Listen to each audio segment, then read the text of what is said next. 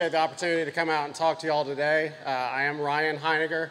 Generally, when I introduce myself, I get a couple of questions. The main one is, are you Dr. Heiniger's son? But I was at a meeting last week and a gentleman threw me a curveball. I said, I'm Ryan Heiniger. He heard Ron instead of Ryan. He goes, oh my goodness, you've gained so much weight since I last saw you.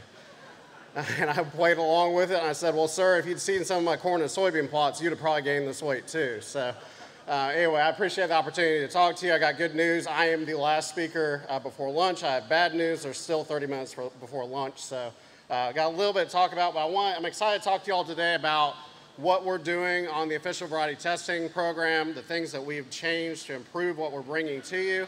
And some of the things looking forward that will add even more value to some of the information, hopefully, that you're seeing here today. I was told this thing works now. Awesome. So this is an overview of what the NCOVT looks like as of right now.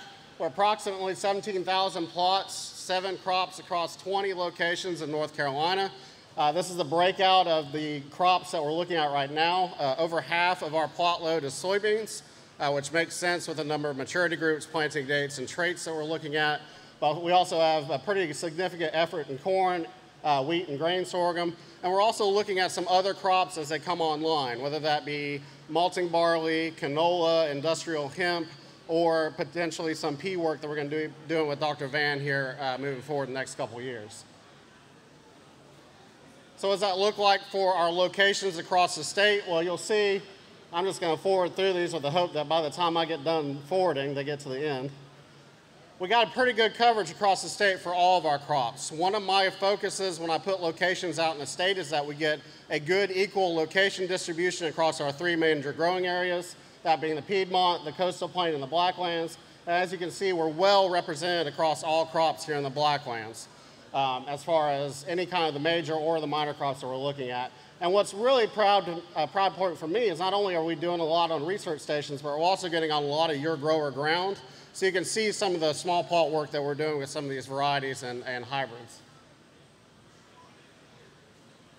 One of my focuses when I came on board was to improve the data quality that we're seeing from the OVT program. And we've done that. We've made strides through that.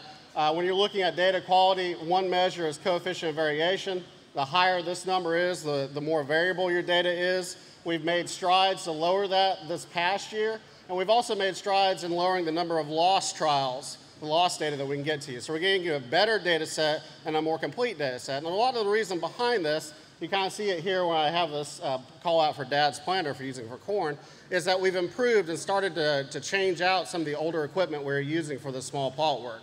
And as a result of those changes, we're starting to see a lot of improvement on the data we're able to get back to you. Not only on data quality, but also on speed of getting that data back to you.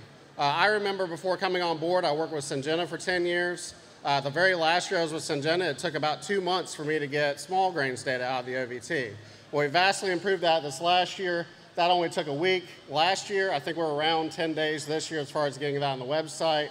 And we're doing a really good job across all crops to get you data quick and good quality data in a quick turnaround. The other thing we're doing is looking at different ways of delivering that data to you. So if you hear me talk, you're always going to hear me talk about the new website, the new OVT website. And it is a extension portal, just as you've heard from other presenters here today.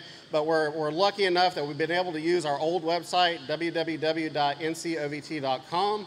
This is regularly updated not only with news articles from what we're seeing in the field, but also cross-linked to other crops to see what other issues are coming about, and is regularly updated with data from harvests that we've had. So small grains data went up there, I think, about 2 weeks ago, and we're finalizing some of that characteristics information for small grains for you.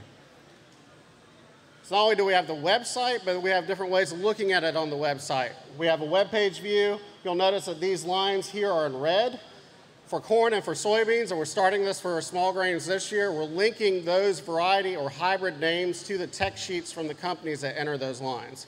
And what that does for you as growers is that gives you an opportunity to not only look at what we're seeing for yield or for characteristics information, but look at it from what you're seeing from your seed provider or from the provider of that variety or hybrid. So you can link out to these, to the specific tech sheets of these lines. We're looking at the data in a more global sense. This is one of my favorite tables we've been putting out here recently, where we look at statewide data and break it out across all the different locations in that same table. What this does for you as growers is looks at consistency of these varieties or hybrids across different locations. Anything in green here is the top yield group, and what you're looking for is the number of times those greens occur across, for instance, 5 locations here. You know if you're in the top yield group on a more number of locations across all of those, you've got more consistency in how that hybrid or variety is going to respond. But it's not just tables we're wanting to look at, we're also wanting to look at characteristics of the location. We're going to start pulling in a lot more weather-specific and soil-specific data to start giving you more opportunities to see what your responses are by weather and by soil type, by climate. This is an example of a table that we have. It's online for our small grains data this last year. This is our Beaufort small grains OVT, giving you total rainfall, the rainfall events here in black bars, and then as you've probably heard on the small grain side, we're now starting to talk about wheat maturity in terms of GDUs instead of early, medium, late. So it's giving you a GDU accumulation curve so you can see when those number of GDUs occurred throughout the year and get a timing for when you're looking at heading for those lines. So be on the lookout for a lot more of that information coming online along with the yield data that we're providing. And then the end-all, be-all, my ultimate goal for a lot of this data is to get it into a variety selection tool, an adaptable tool that you as growers can go in, select what you're looking for on specific characteristics, either by variety or by climate, and get an output of what varieties or hybrids are really working well in those situations. This is an example of one that we're working with the Soybean Producers Association. We're really kind of just getting started with that, but I think the opportunities there are pretty wide across all crops. But this is already linked not only on our portal, but also on the Soybean Extension portal as well. So that's what we're doing as an OVT, but there's a lot more that we can be doing with the number of specialists and opportunities that we have at the university. One of the things when I came on board was looking for and seeking out those collaboration opportunities.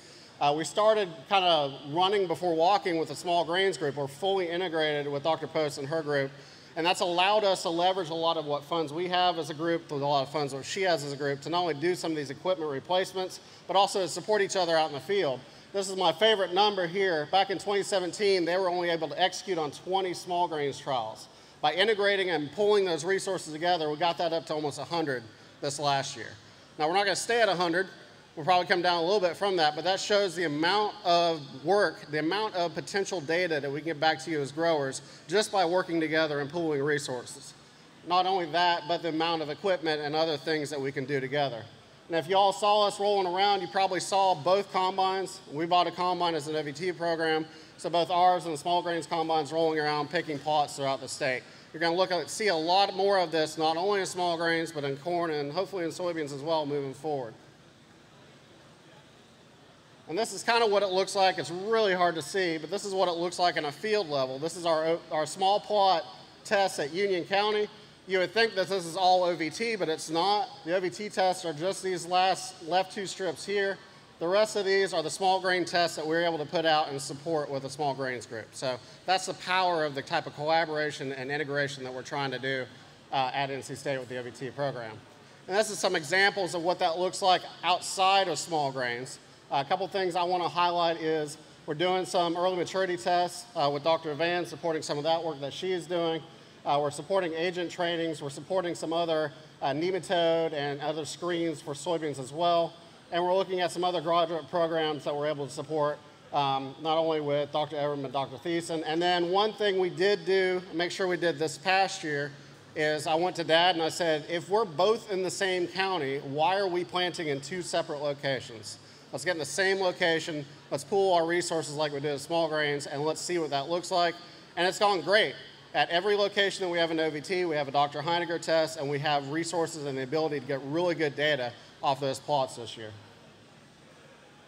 So that's what it looks like so far as supporting folks out in the field with just equipment and people and money and resources, but there's more things that we can do beyond that. More projects that we can specifically focus on, that we can leverage the number of lines the OVT can do into ideas that the specialists have for what's crucial for crops in North Carolina. I want to mention some of these GDU heading date model, which we've worked with on the small grain side. That's now going to be the new standard for how we look at maturity in small grains. We're going to nitrogen response test there. We're looking at developing a seed quality analysis lab with that group. Dad mentioned this, and I'm really glad he did. It's 100 hybrids, Dad, not 50. But really looking at early emergence ratings of all these hybrids in the OVT and getting that data back out to you. You know, we've talked about how important early emergence is. Why don't we go ahead and quantify it on the number of hybrids that are released in the OVT? That's not the entire number of hybrids that are available, but it's a good cross-section to give you all as growers an opportunity to figure out what might work for your situation. One thing I'm really proud of this year is we're working with Dr. Wes Everman on a metribuzin screen in soybeans. We've got that planted, we got it sprayed. I think we're getting some real good symptomology, so we should be also able to report that back out to you as growers here this fall for what lines are looking tolerant to metribuzin. And then we're starting a kind of a side project we call extension agent strip trials. This is not something new, this is something that's been out there for a while. Agents in the state have also been doing their own variety testing, but in the past it's been in kind of a on their own situation where the OVT has their own situation. My goal in this project was to link those two back together so that you and growers can go to one website, look at the OVT data, and look at agent strip trial data from that crop for your area that you want to look at. So really, we're not changing anything that these agent strip trials are doing. All we're asking for is to see if we can get some more harmony between what lines are in the OVT and what are in strip trials, and then give them an opportunity not only to support what they're doing out in the field, but get that data analyzed and published onto the OVT website, and give you all some more information so far as variety or hybrid selection. And that's what this looks like right now. The black dots are OVT locations. All these other different colored dots are different agent regions. So you can see we've got a really good coverage of the state, not only with the small plot OVTs that we have, but now with collaborating with the agent strip trials and integrating that data into what we're reporting. And for you as growers, this is exciting. I hope this is as exciting to you as it is to me, because we are starting to develop a variety testing network within the state that should be nothing but value back to you as growers so far as variety selection based off of climate, location, or characteristics that you're looking for. So this is where we're moving forward to. I think we're in a good place right now, but I'm excited about the opportunities that we have for working across groups to really get you some really good information out. That's all I have. I would please note the OVT website, ncovt.com. I'm also kind of in between. I'm not a millennial, but I'm also not quite the generation before that. So Twitter for me is either something I don't need or something I really super need.